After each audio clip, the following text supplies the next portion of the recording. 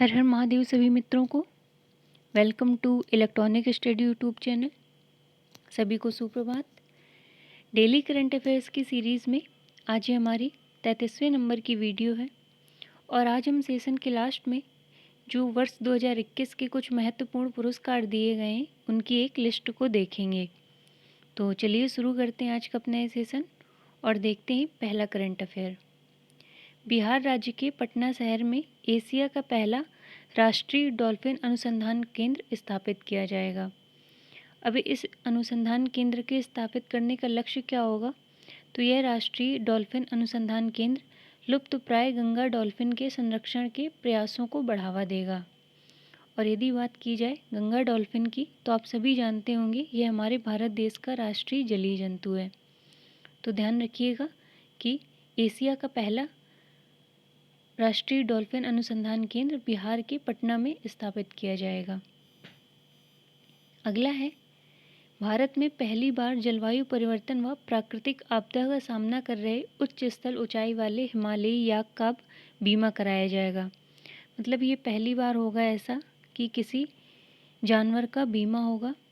ऐसा राष्ट्रीय याक अनुसंधान यानी NRCY ने अपने पशुओं का बीमा करवाने के लिए राष्ट्रीय बीमा कंपनी लिमिटेड के साथ एक समझौता किया है। अगला है, हाल ही में महाराष्ट्र राज्य सरकार द्वारा EV नीति 2021 यानी इलेक्ट्रिक व्हीकल पॉलिसी 2021 लॉन्च की गई है। और इसका उद्देश्य क्या है? तो देश में बढ़ रहे प्रदूषण को कम करके वातावरण को शुद्ध करना इस पॉलिसी का उद्देश्य होगा।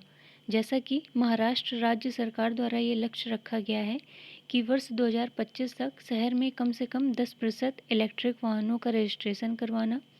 तो ये इलेक्ट्रिक व्हीकल पॉलिसी इस लक्ष्य को प्राप्त करने में मदद करेगी।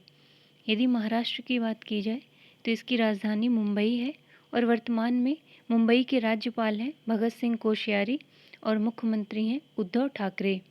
और अभी मैंने कल या परसों ही आपको बताया था कि कर्नाटक राज्य में भी मुख्यमंत्री VS येदियुरप्पा के द्वारा कर्नाटक इलेक्ट्रिक बाइक टैक्सी योजना शुरू की गई है। तो इन दोनों में आप अंतर स्पष्ट रखिएगा और याद रखिएगा। अगला है, मातृक वचन अभियान। तो ये शुरू कहाँ किया गया है? तो केरल राज्य सरकार द्वारा कोविड-19 संक्रमण से संरक्षण हेतु गर्भवती महिलाओं के टीकाकरण हेतु ये अभियान शुरू किया गया है।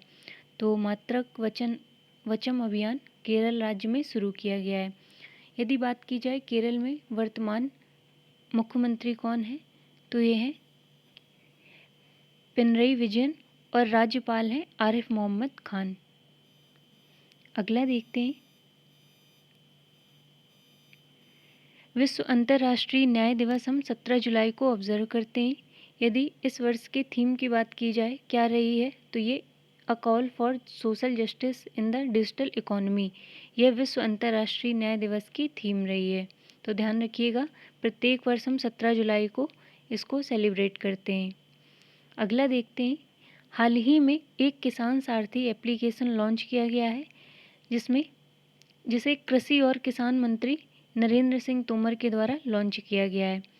इस किसान सारथी एप्लीकेशन लॉन्च करने का उद्देश्य क्या है? तो किसानों को उनकी मातृभाषा में कृषि संबंधित किसी भी समस्या की सही समय पर सटीक जानकारी प्रदान करना इस किसान सारथी एप्लीकेशन का उद्देश्य होगा। और अभी मैंने आपको बताया था कि जो हमारे पूर्व मत्स्य मंत्री थे गिरिराज सिंह, उनके द्वारा एक मत्स्य सेतु ऐप भी लॉन्च किया गया था। परंतु अब वर्तमान में अगर आपसे पूछा जाए कि मत्स्य मंत्री कौन है, तो ये बदलकर अब पुरुषोत्तम रुपाला हो गए हैं। मैं डेली बेसिस पर आपको ये चीज़ें बताती हूँ ताकि आपके दिमाग में ये फिट हो जाए, तो इन्हें ध्यान रखिएगा। अगला देखते हैं, हाल ही में ऑल इंडिया रेडियो द्वारा एक रैंकिंग जारी की गई है जिसमें लाइव स्ट्रीम की लोकप्रियता के मामले में क्रमशः पहले व दूसरे स्थान पर पुणे और बेंगलुरु शहर रहे हैं। अगला है, बोनालू कहाँ का पारंपरिक लोक उत्सव है? तो यह तेलंगाना का लोक उत्सव है जो हर साल जून या जुलाई में पड़ता है, यानी कि तेलुगु भाषा में बोलें तो ये आषाढ़ के महीने में मनाया जाता है। और यदि वर्तमान में तेलंगाना की राज्यपाल की बात की जाए तो ये हैं तमिलिसई सौंदरराजन और मुख्यमंत्री हैं के चंद्रशेखर राव। और तेलंगाना की राजधानी है हैदराबाद। और यदि बात की जाए अन्य पर्व में, तो हरेला पर्व और फूलदेई उत्सव हम उत्तराखंड में देखते हैं, तो ये महत्वपूर्ण है, इन्हें भी आप ध्यान रखिएगा। अगला है मंडुआ डी स्टेशन का नाम बदलकर अब बनारस कर दिया गया है। और अभी कुछ दिन पहले मैंने आपको बताया था कि जो झांसी का रेलवे स्टेशन है उसका नाम बदलकर रानी लक्ष्मीबाई स्टेशन करने की बात की गई थी। कुछ अन्य नाम जो बदले गए थे, जैसा था मुगल सराय स्टेशन, जिसका नाम बदलकर अब पंडित दीनदयाल उपाध्याय स्टेशन कर दिया गया है। गुड़गांव का नाम अब गुरुग्राम हो गया है। इलाहाबाद का नाम बदलकर प्रयागराज कर दिया गया है और फैज़ाबाद का नाम बदलकर अयोध्या कर दिया गया है, तो इन्हें भी आप ध्यान रखिएगा। अगला देखते हैं, जो भारी उद्योग व सार्वजनिक उद्यम मंत्रालय था, इसका नाम बदलकर भी भारी उद्योग मंत्रालय कर दिया गया है। और यदि वर्तमान में इनके मंत्री की बात की जाए तो ये हैं महेंद्र नाथ पांडे। तो आज के इस करंट अफेयर्स की श्रृंखला में इतना ही। अब जो वर्ष 2021 में पुरस्कार या सम्मान दिए गए हैं महत्वपूर्ण, उनको देखते हैं एक बारी। इसके अलावा भी जो पुरस्कार होंगे वो मैं आपको अगली वीडियो में बता दूंगी। तो पहला है फुकुओका पुरस्कार 2021 जो मिला है पी साईनाथ को। यदि बात की जाए फुकुओका पुरस्कार की, तो यह जापान का प्रतिष्ठित पुरस्कार होता है जो इस वर्ष पी साईनाथ को मिला है। अगला है ओपन सोसाइटी पुरस्कार 2021, ये मिला है के सैलजा को, जो कि केरल की पूर्व स्वास्थ्य मंत्री रह चुकी हैं और इन्होंने कोविड-19 में लोगों की बहुत ज़्यादा मदद की थी, इसके चलते उन्हें इस पुरस्कार से सम्मानित किया गया है। अगला है एसीआई डायरेक्टर जनरल का रोल ऑफ एक्सीलेंस सम्मान, तो ये मिला है कोचीन अंतर्राष्ट्रीय हवाई अड्डे को। इसमें जो हवाई अड्डे होते हैं वो कितने अच्छे प्रकार से चल रहे हैं, उनमें क्या क्या सुविधाएं हैं, उनको देखते हुए ये सम्मान दिया जाता है। तो वर्ष 2021 का कोचीन अंतर्राष्ट्रीय हवाई अड्डे को मिला है एक्सीलेंस सम्मान। अगला है लैंड फॉर लाइफ अवार्ड जो मिला है फैमिलियन फॉरेस्ट्री को। तो यदि बात की जाए ये फैमिलियन फॉरेस्ट्री है क्या, तो ये एक प्रकार का पर्यावरण संरक्षण अभियान है जिसे श्याम सुंदर जियानी के द्वारा शुरू किया गया था। तो जो हम 17 जून को मरुस्थलीकरण दिवस मनाते हैं, उसी दिन इन्हें इस पुरस्कार से सम्मानित किया गया था। तो लैंड फॉर लाइफ अवार्ड में आप फैमिलियन फॉरेस्ट्री और श्याम सुंदर जियानी का नाम ध्यान रखिएगा। अगला है असोम रत्न पुरस्कार 2021। तो यदि बात की जाए असोम रत्न पुरस्कार की, तो ये इसी वर्ष शुरू हुए हैं और इनको 3 श्रेणियों में विभाजित किया गया है, जिसमें पहला है असोम रत्न, दूसरा है असोम विभूषण, तीसरा है असोम भूषण।